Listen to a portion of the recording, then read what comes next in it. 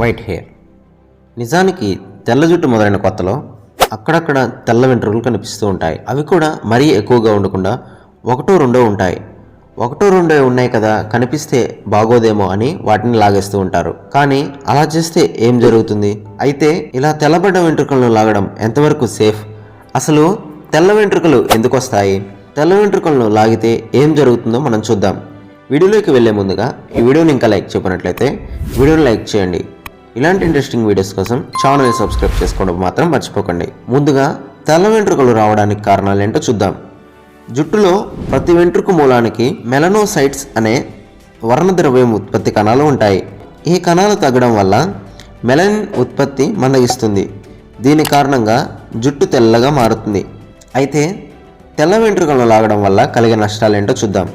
తెల్ల వెంట్రుకలు లాగడం వల్ల మొట్టమొదటిగా తలలో దురద, మంట ఎక్కువగా ఉంటాయి. వెంట్రుకలను లాగడం వల్ల వెంట్రుకలు ఊడి రావడం, వెంట్రుకలు విరిగిపోవడం జరుగుతుంది. దీనివల్ల తలలో దురద, మంట, నెత్తి మీద దద్దుర్లు వస్తాయి. సెన్సిటివ్ స్కిన్ ఉన్నవారికి ఇది చాలా ఇబ్బందికరంగా మారుతుంది. అండ్ వెంట్రుకలు లాగుతున్నప్పుడు తలలో కలిగే దద్దుర్లు కాస్త ఇన్ఫెక్షన్కు దారితీస్తాయి. దురద పెట్టినప్పుడు పదే పదే తలగోగడం వల్ల ఈ ఇన్ఫెక్షన్ సమస్య పెరుగుతుంది. ఈ సమస్యకు సరైన ట్రీట్మెంట్ తీసుకోకపోతే తల చర్మం మొత్తం ఇన్ఫెక్షన్కు గురవుతుంది. అలాగే తల వెంట్రుకలు లాగడం వల్ల జుట్టు పెరుగుదలపై ప్రభావం పడుతుంది. జుట్టు కుదుళ్ళు బలహీనంగా మారిపోతాయి. ఈ కారణంగా జుట్టు పెరుగుదల దెబ్బతింటుంది. అండ్ తెల్ల వెంట్రుకలను లాగుతూ ఉంటే వాటి స్థానంలో కొత్త వెంట్రుకలు పెరగవు. వాటి బదులు నల్లని మచ్చలు ఏర్పడతాయి.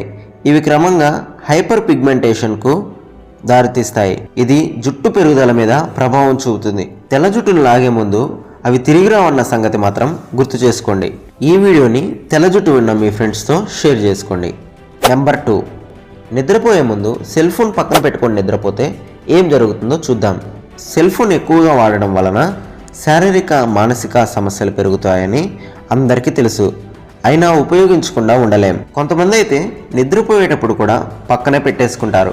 దీనివల్ల శారీరకంగా మెడనొప్పి, తలనొప్పి, ఊబకాయం, వినికిడి లోపం మొదలైనవి వస్తాయని ఎంతమందికి తెలుసు? ఇక మానసికంగానైతే నిద్రలేమి, ఆందోళన, దిగులు, ఏకాగ్రతగా ఏ పని చేయలేకపోవడం, పని వాయిదా వేయడం, అలసట, సెల్ ఫోన్ పక్కన పెట్టి పడుకోవడం వల్ల ఇలాంటి ఎన్నో అనర్థాలు జరుగుతూ ఉన్నాయి. అవేంటో ఇప్పుడు మనం చూద్దాం. సెల్ ఫోన్ నుండి విడుదలయ్యే నీలికాంతి నిద్రను నియంత్రించడంలో సహాయపడే మెలటోనిన్ అనే హార్మోన్ ఉత్పత్తిని తగ్గించేస్తుంది. నిద్రపోయే ముందు సెల్ ఫోన్ను ఉపయోగించడం లేదా నిద్రపోతున్నప్పుడు పక్కన పెట్టి పడుకోవడం వలన ప్రశాంతమైన నిద్ర కరువవుతుంది. అంతేకాకుండా సెల్ ఫోన్లు రేడియో ఫ్రీక్వెన్సీ రేడియేషన్ను విడుదల చేస్తాయి. ఇది ప్రపంచ ఆరోగ్య సంస్థ వర్గీకరించిన క్యాన్సర్ కారకంగా తెలుస్తుంది. ఈ రేడియేషన్కు దీర్ఘకాలంగా గురి కావడం వల్ల ఆరోగ్యం తీవ్రంగా ప్రభావితమవుతుంది.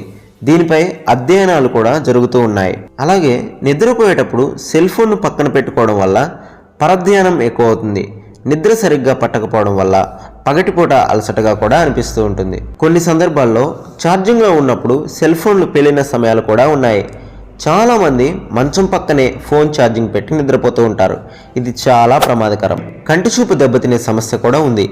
రాత్రిపూట లైట్స్ లేకుండా కానీ, డిమ్ లైట్స్లో కానీ సెల్ ఫోన్ వాడడం వల్ల కంటి చూపు బాగా దెబ్బతింటుంది. ఫోన్ నుంచి వెలువడే నీలం రంగు కిరణాల వల్ల నిద్రతో పాటు చూపు కూడా దెబ్బతింటుంది. అయితే ఇలాంటి సమస్యల బారిన పడకుండా ఏం చేయాలో ఇప్పుడు మనం తెలుసుకుందాం. ఎంత త్వరగా వీలైతే అంత త్వరగా ఈ అలవాటును మానుకోవాలని నిపుణులు సూచిస్తున్నారు. నిద్రపోవడానికి ఓ గంట ముందు ఫోన్ వాడకం ఆపేస్తే మంచిది. అలా చేయకపోతే స్లీప్ సైకిల్ మొత్తం డిస్టర్బ్ అవుతుంది. అలాగే మొబైల్ ఫోన్ చూసేటప్పుడు సరైన యాంగిల్లో కూర్చొని చూడకపోతే మెడ నొప్పులు, నడుము నొప్పులు వంటివి వస్తాయి. అలాగే పడుకోబోయే ముందు సెల్ ఫోన్ను మీ నుంచి దూరంగా పెట్టుకోవడం మంచిది. అలాగే నైట్ టైమ్స్లో ఫోన్ ఎక్కువగా ఛార్జింగ్ చేయకపోవడం మంచిది. ఈ విధమైన కొన్ని జాగ్రత్తలు పాటిస్తే మీ నిద్రకు ఎటువంటి డిస్టర్బెన్స్ అనేది ఉండదు. వీడియోని ఇంకా లైక్ చేయకపోతే వీడియోని లైక్ చేసి ఛానల్ని సబ్స్క్రైబ్ చేసుకోండి. మరొక వీడియోతో మళ్ళీ కలుద్దాం. Thanks for watching.